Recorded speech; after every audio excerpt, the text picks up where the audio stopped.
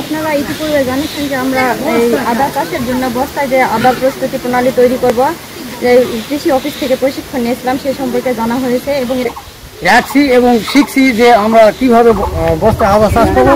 এরপরে আমরা এতে বীজ বপন করব। এ পর্যন্ত আমাদের সহযোগিতায় জয়পুরহাট কৃষি অফিস থেকে ইনসান ভাই আমাদেরকে এর পূর্বে আমাদের শিক্ষা দিয়ে। আসসালামু আলাইকুম, আমি মোহাম্মদ ইনসান আলী, উপসহকারী কৃষি অফিসার, হরিপুর ব্লকে বর্তমানে অবস্থান করতেছি। আমরা জয়পুরহাট সদর উপজেলা কৃষি অফিসের পক্ষ থেকে আমরা কৃষক উদ্বুদ্ধকরণের মাধ্যমে আমরা বস্তায় আদা চাষ সম্প্রসারণ কীভাবে করা যায় সে বিষয়ে আমরা ইতিপূর্বেই আমরা বিভিন্ন কৃষক গ্রুপকে বিভিন্নভাবে পরামর্শ দিয়েছি, গ্রুপ মিটিং করেছি।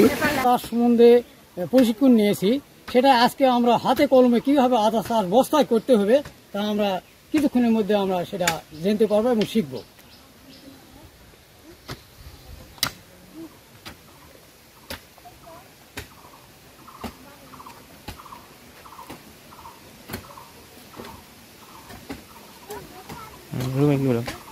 আসসালামু আলাইকুম। আমরা কৃষি বিভাগ থেকে আদা চাষ সম্পর্কে প্রশিক্ষণ নিয়েছি। এখন বাস্তবায়ন করার জন্য আদা চাষ কিভাবে হাতে কলমে চাষ করা যায় সেই সম্পর্কে জানবো এবং কিছুক্ষণের মধ্যে এটা আমরা বাস্তবায়ন করব।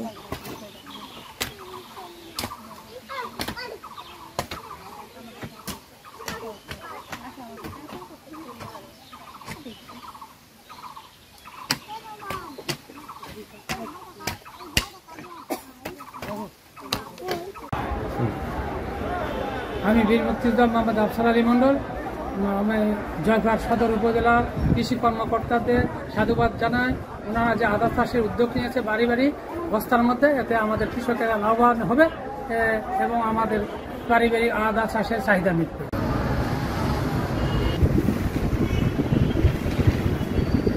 আদা চাষের জন্য আমরা নিয়মিত কৃষকদের উদ্বুদ্ধ করে যাচ্ছি।